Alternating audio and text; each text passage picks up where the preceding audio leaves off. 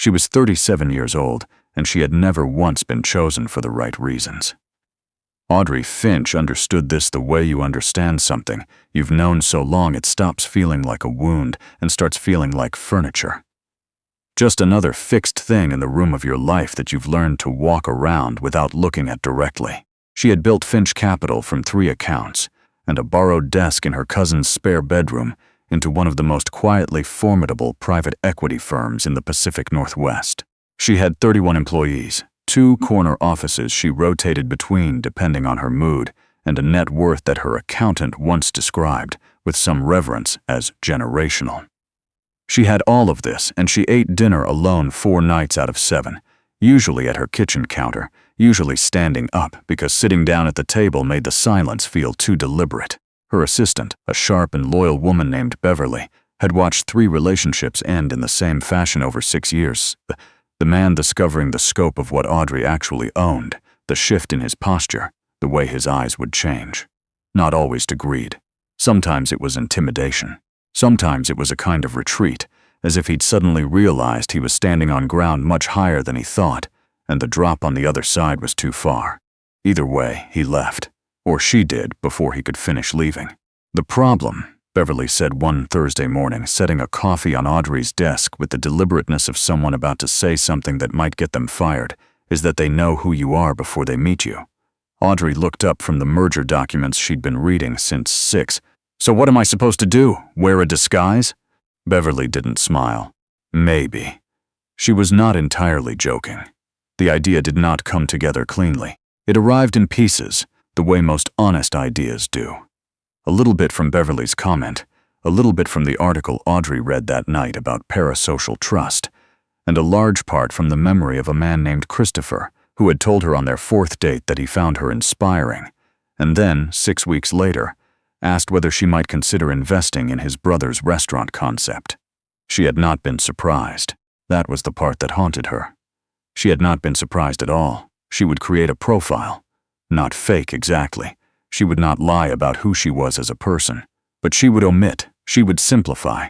She would appear, on whatever screen a man looked at her through, to be a woman of modest means and quiet life, an office administrator, a woman who took the bus, who bought her shoes on sale, who thought carefully before ordering an appetizer. And she would go on dates. Not many. Enough to understand what she was dealing with. The dating app she chose was mid-range, the kind used by people who were serious but not desperate, which felt appropriate. Her profile photo was taken on Beverly's phone in the break room. No makeup, her hair down, the kind of photo that looked like someone's friend took it. She listed her occupation as administrative coordinator. Her income bracket, the lowest available. Her profile said she liked hiking, which was true. It said she made her own coffee at home to save money, which was also true, though the coffee cost $40 a pound and came from a small farm in Guatemala that Beverly had found for her. The lies were mostly structural. The person in the profile was real, just smaller than the truth. 7 men agreed to meet her. 6 of them, in their own ways and with varying degrees of subtlety, found reasons to withdraw once the conversation turned toward finances, toward her modest life, her tight budget, the careful way she navigated the cost of things. One was straightforward about it, which she almost respected. He said he was looking for someone at a similar stage of life, and he hoped she understood. She said she did. She went home and stood at her kitchen window for a long time, watching the rain come down the glass, and thought about what it meant that being understood in the wrong direction felt almost like being known. The 7th man was not supposed to happen. His name was Robert Hale, not the Gordon Hale in her contacts list, not anyone she'd encountered before, and he had messaged her on a Tuesday evening with the kind of message that was so ordinary it stood out, not a compliment about her photo, not a question about what she did for fun. He had asked what she was reading. She had told him the truth. A biography of Frederick Law Olmsted, the landscape architect. She had expected him to not know who that was. He wrote back, after a few minutes, "Olmsted is underrated. Most people think Central Park was Vaux's vision, but the drainage system alone was Olmsted's obsession for years. I've always thought the unglamorous parts of good things don't get enough credit." She read that message 3 times. She agreed to meet him. He was not what the profile photos had prepared her for, which is to say. The photos had been accurate, but accuracy and preparation are different things. Robert Hale was 53 years old, with the kind of face that had been weathered into distinction rather than softened into pleasantness. He was tall and carried himself without the self-consciousness of men who know they're being observed. His jacket was old, not vintage, just old, the kind of thing kept because it still worked. He arrived exactly on time and did not check his phone once while waiting for her at the door of the coffee shop. He held the door, not performatively. Just held it. They sat across from each other for 4 hours, and Audrey did not once think about leaving. He was a general contractor. He had run his own small firm for 18 years. 4 employees, mostly residential restoration work, old houses that needed to be made sound without being made unrecognizable. He talked about his work the way people talk about things they've chosen repeatedly, not just once. There was a craftsman bungalow in the Hawthorne district he'd spent 8 months on, replicating window trim that hadn't been manufactured since 1934. He'd had to find someone who still ran a period router. "That sounds like it cost more than it was worth," Audrey said. "Probably," he said, "but the woman who owned it had lived there for 50 years. She cried when she saw the windows. That's worth something." She ordered a second coffee. He noticed and ordered one too, and said nothing about it, and she felt irrationally that this was significant. When the bill came, he reached for it without hesitation. She said, "We can split it." He said, "Next time you can get it. Next time," as if it were already decided. As if it were simply a matter of logistics. She walked to her car, the old one she'd driven to maintain the fiction of her profile, a 2014 Subaru that she kept for no reason other than that she liked it, and sat in the driver's seat for 10 minutes before starting the engine. She could not have said exactly what she was feeling. It was something in the vicinity of fear. There were 3 more dates. Each one moved at a pace that felt considered rather than cautious. Robert Hale was not a man who rushed toward things, but he was also not a man who retreated. He texted when he said he would. He remembered details. He asked about the Frederick Law Olmsted biography, and when she finished it, he left a copy of a different book about Calvert Vaux, the other half of the partnership, on her doorstep because she had mentioned her neighborhood once in passing, and he had remembered. She stood at her door holding the book and felt something tilt inside her, some axis shifting towards something she hadn't been pointed at in years. He had a daughter. He had mentioned her, casually but warmly, in the way parents mention their children when those children are central to everything. Her name was June, and she was 8 years old, and her mother had left when June was 4. Not dramatically, not cruelly, just gradually and then completely, the way some people disappear. Robert had not framed it as abandonment. He had simply said, "June's been with me," and moved on. And Audrey had heard in that sentence the entire weight of what those 4 years had actually cost him. She wanted to ask more. She didn't. On their 5th meeting, she met June. It was accidental, or Robert said it was accidental, though Audrey suspected he had considered it more carefully than that. He had brought June to the farmer's market where they'd agreed to meet, explaining that his usual Saturday morning sitter had canceled, and if it was too much, he completely understood. June was standing beside him in a yellow raincoat that was slightly too big for her, holding a paper bag of something, looking at Audrey with the frank and uncomplicated assessment that children bring to strangers. "You're the one he brings coffee to," June said. Audrey looked at Robert. "You told her about the coffee." "She asks a lot of questions," he said, which was not an answer. They walked through the market together. June found a stall selling small cacti in painted pots and stood before them with the gravity of someone making a significant decision. She selected one, carefully, and then looked up at Audrey and held it out. "This one's for you," she said. "It doesn't need a lot of water. Dad says you're busy." Audrey took the cactus. She felt her throat do something complicated. "Thank you," she said. "I'll take good care of it." "I know," June said simply and went back to the stall to look at the remaining options. She should have told him sooner. She knew this. Every day she didn't tell him was a day the structure of what they were building rested on something she had installed dishonestly. And Audrey Finch was not a woman who permitted dishonest structures in any part of her life except, apparently, this one. Beverly told her twice. Her friend and legal counsel, a measured woman named Margaret, told her once and then said nothing more, which was more effective than being told twice. She told herself she was waiting for the right moment. She was not waiting for the right moment. She was afraid. What she was afraid of, she had identified precisely. Not that he would be angry, though he would be. Not that he would feel deceived, though he would feel that too. What she was afraid of was the specific look that would cross his face when he understood the full scope of what she had withheld. The look that said, "I thought I knew what I was stepping into, and I didn't, and now I'm not sure I'm what you actually need." She had seen that look before. It preceded departure. She told him on a Wednesday evening at her apartment. The real one, not the story she'd implied. She had given him the address and watched from her window as he pulled up in his truck and stopped. She watched him read the building. It was not a building that matched an administrative coordinator's salary. It was not a building that matched a carefully monitored budget or shoes bought on sale. It was the kind of building that told you something immediately about the person who lived in it, and what it told you about Audrey Finch was that she had been lying by omission since the day they met. He came up anyway. She opened the door. His eyes moved around the apartment once, briefly, and then came back to her face. She watched him recalibrate. "Tell me," he said. She told him. All of it. The app, the profile, the reduced income, the occupation she had borrowed from a job she'd held for 8 months at 22. She told him about the 6 men before him who had left when they understood her finances wouldn't match theirs. She told him about Christopher and the restaurant investment. She told him that she had not planned for him, that he was not supposed to be part of this, that he was supposed to be another data point, and instead he had asked her what she was reading, and she had not been able to stop. He was quiet for a long time after she finished. "You made yourself smaller," he said, "to find out who was paying attention to the actual size of you." She didn't say anything. "I understand why," he said. "I don't like it. I understand it, Robert. I need some time," he said. "I'm not saying no to. I'm not ending this. I just need time to think." He left. She did not stop him.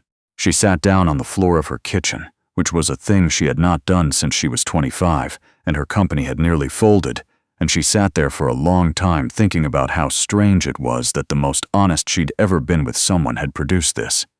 The empty room, the sound of a truck engine descending 8 floors below. 2 weeks passed. She did not contact him. Beverly watched her from across the office with an expression of barely contained opinion and said nothing, which was a gift. Audrey worked. She worked the way she always worked when other parts of her life were uncertain, with focus so complete it became a kind of wall between herself and what she couldn't control. She reread the Olmsted biography.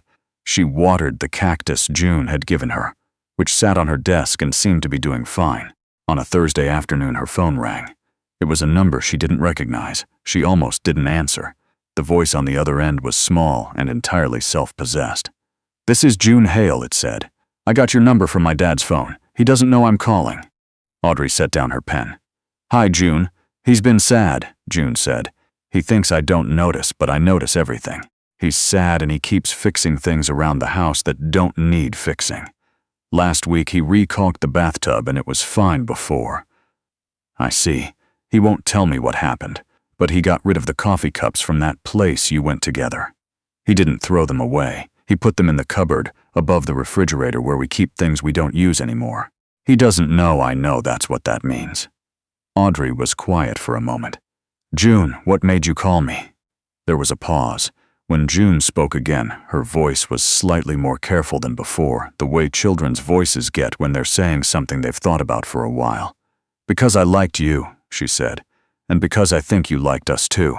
And I don't think people should put things they still want in the cupboard above the refrigerator."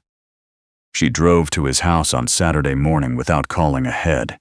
She had thought about calling. She had decided that calling would allow for avoidance, and she was done with all forms of avoidance, including her own. He answered the door in work clothes, not dressed for company, clearly not expecting her. Behind him, June appeared at the top of the stairs in pajamas and looked down at Audrey with the expression of someone who already knew how this was going to go. Robert Hale looked at Audrey. Then he looked up at his daughter. "Did you?" "She called me," Audrey said. She was very persuasive. Something moved across his face. He stepped back from the door. She came in. The house was exactly what she would have known to expect from him. Modest, well-maintained, full of small evidence of careful habitation.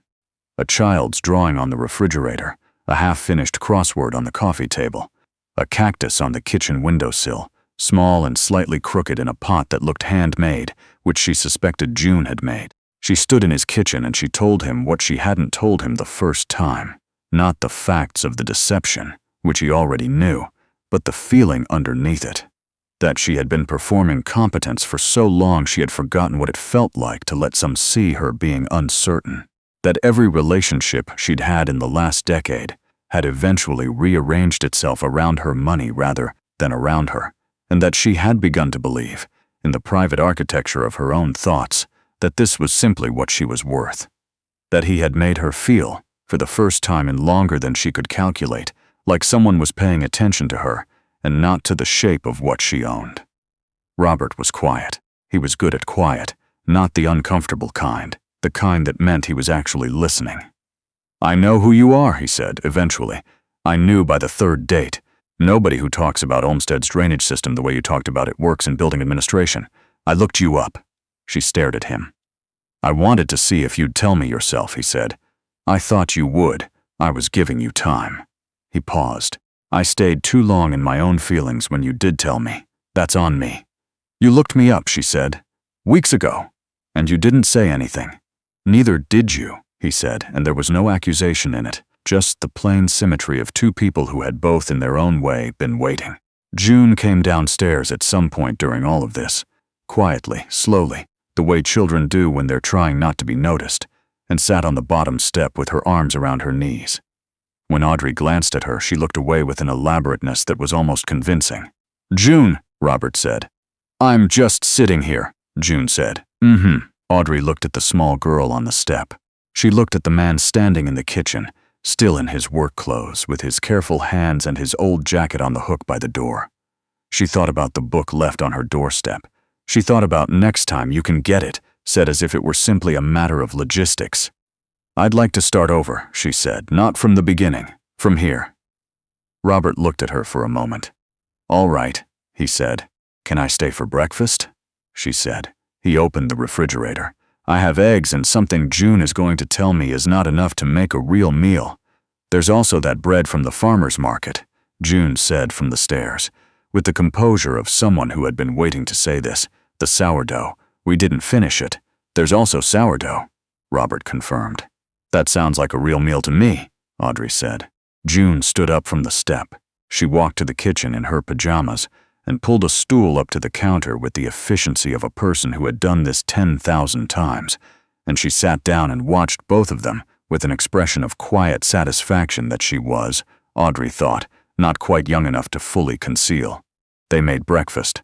The sun came through the kitchen window at the angle that means morning is still new, and the day has not yet declared itself anything, and Robert Hale cracked eggs into a pan with the particular ease of a man who has been doing this alone for 4 years, and is now, without ceremony, not doing it alone.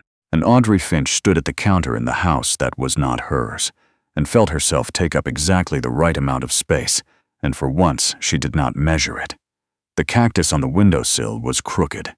She had been right about the pot. June confirmed it cheerfully. Was something from a summer art class. Painted green because she liked green, and because her father's favorite color was something between green and gray, and she could never quite get that right. The cactus didn't seem to mind. Later, Audrey would think about what it means to find something real inside a structure built on omission, how the truth can take root in unlikely ground and grow toward light regardless. She would think about what June said that morning after breakfast, washing her own plate at the sink with the careful attention of a child who has been taught that things require care. "I knew you'd come back." Not as a question, not even as a wish, just as a fact she'd been holding on to, the way you hold a thing you know is true even when you can't yet prove it. And Robert, drying the skillet, not looking up, saying, "I did too." The life that they built from that morning was not simple. She had money and he had history, and June had opinions about everything, and the path between who they'd each been and who they were becoming required navigation that was sometimes slow and occasionally wrong. But the foundation of it, the plain, unglamorous, load-bearing foundation, was the decision, made separately and then together, to stop hiding the parts of themselves that were hardest to explain. That, Robert Hale might have said, was the kind of structural detail that doesn't get enough credit.